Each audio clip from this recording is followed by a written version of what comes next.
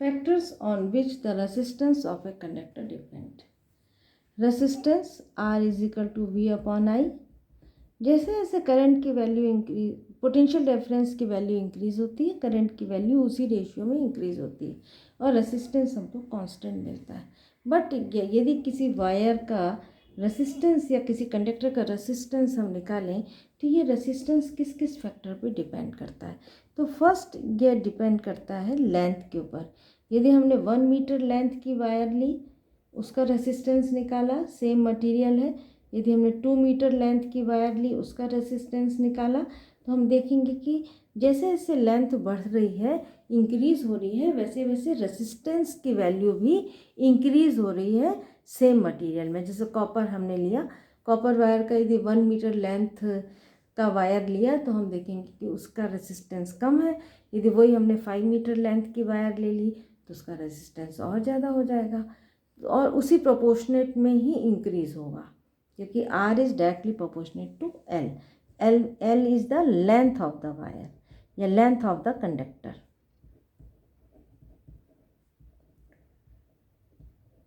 Second है resistance is inversely proportionate to area of cross section of the conductor. यदि wire बहुत पतली है तो उसका क्रॉस सेक्शन एरिया जो होगा वो कम होगा, ए की वैल्यू। उसी प्रकार से यदि मोटी वायर है तो उसका क्रॉस सेक्शन एरिया ज़्यादा होगा। तो यदि cross section area, A is the area of cross section, the area of cross section is inversely proportionate to the resistance of the wire.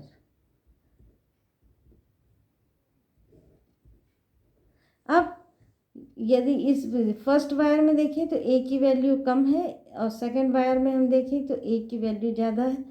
तो जितना ए की वैल्यू ज़्यादा होगी रेसिस्टेंस उतना कम होगा। मीन्स यदि वायर थिक है तो उसका रेसिस्टेंस कम और यदि वायर थिन है तो उसका रेसिस्टेंस हाई होगा।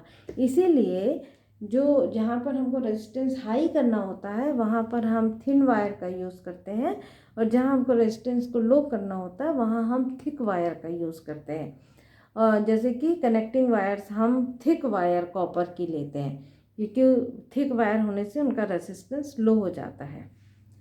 थर्ड है टेम्परेचर। यदि किसी वायर का टेम्परेचर, कंडक्टर का टेम्परेचर इंक्रीज किया जाए तो उसका रेसिस्टेंस भी इंक्रीज होने लग जाता है। तो टेम्परेचर पे डिपेंड करता है। फोर्थ है nature of the material. Nature of the material means material जो है वो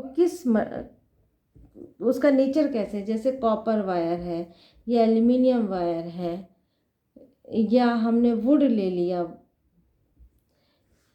जिसका यदि तो कॉपर का हमने यदि 1 मीटर लेंथ की वायर ली, यदि हमने एल्युमिनियम की 1 मीटर लेंथ की वायर ली, यदि हमने आयरन की 1 मीटर लेंथ की वायर ली, सबका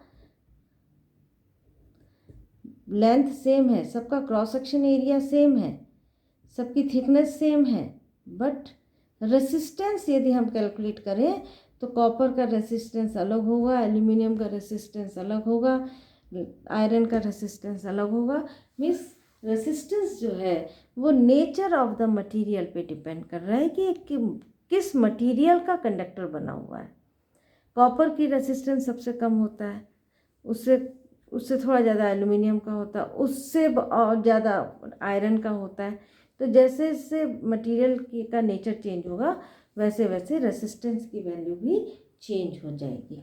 यदि हम इन दोनों को कंबाइंड करें कि R is directly proportionate to L and inversely proportionate to A, so formula हो जाएगा R is proportionate to L divided by A। यहाँ प्रोपोर्शनेट हटाने के लिए कांस्टेंट की ज़रूरत होगी, so this constant is called the rho L by A। Rho is called the resistivity or specific resistance।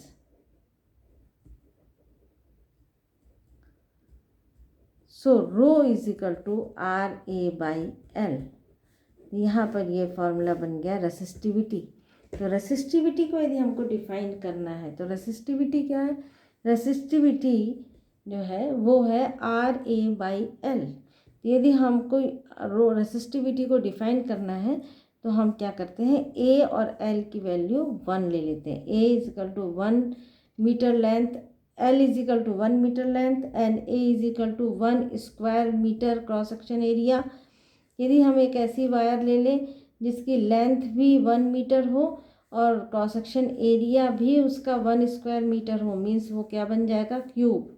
एक ऐसा क्यूब जिसमें करंट, जिसकी लेंथ भी 1 मीटर है, विड्थ भी 1 मीटर है एंड हाइट भी 1 मीटर है, ऐसा स्क्वायर का जो रेसिस्टेंस होगा A is equal to L, A is equal to 1, L is equal to 1। So rho is equal to क्या हो जाएगा, R 1/1 means rho is equal to R, means 1 metre length का और 1 square metre cross section area का एक cube यदि ले लिया जाए तो उसका जो रेसिस्टेंस होगा वो रेसिस्टिविटी के इक्वल होगा। So resistivity of a conductor is defined as the resistance of the conductor of unit length and unit area of cross section. Unit length means 1 metre length and unit cross section area means 1 square metre length का यदि कोई conductor ले लेते हैं तो उसका जो resistance होगा वो रेसिस्टेंस उसकी रेसिस्टिविटी के इक्वल होगा। अब unit of resistivity, unit of resistivity निकालने के लिए फॉर्मूले में हम सभी की यूनिट रख देंगे। तो rho, unit of rho is equal to unit of R into unit of A upon unit of L. R का यूनिट होता है ओम, ए का हो जाएगा metre square and unit of L हो जाएगा मीटर। तो यहाँ से मीटर स्क्वायर से 1 मीटर कैंसिल हो गया, सो यूनिट हो गई ओम मीटर। तो इसकी यूनिट होती है ओम मीटर। किसकी यूनिट है?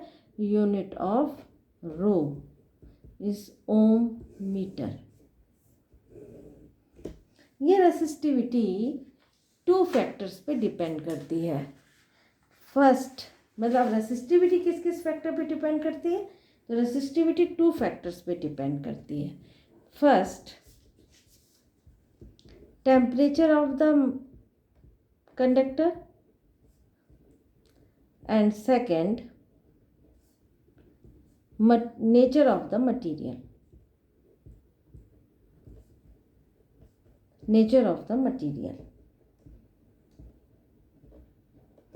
जो 2 लास्ट के पार्ट हैं, आर 4 फैक्टर पे डिपेंड करता है, लेकिन रो जो है वो सिर्फ 2 फैक्टर पे डिपेंड करता है। फर्स्ट टेम्परेचर पर एंड सेकंड है नेचर ऑफ द मटेरियल पे। तो this is the resistivity. Resistivity of metals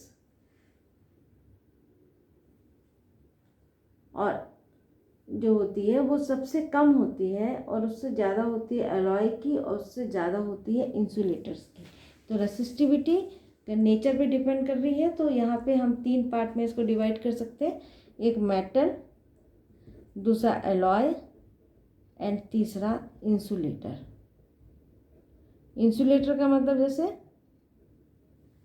would, cotton, metals जैसे कॉपर, एल्युमिनियम, अलॉय मैग्नीन, कॉन्स्टेंटन, ये सब अलॉय हैं, brass.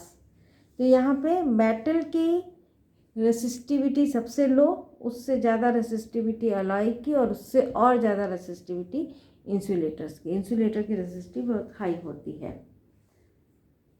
Resistivity is the property of the material. Material की property होती है रेसिस्टिविटी।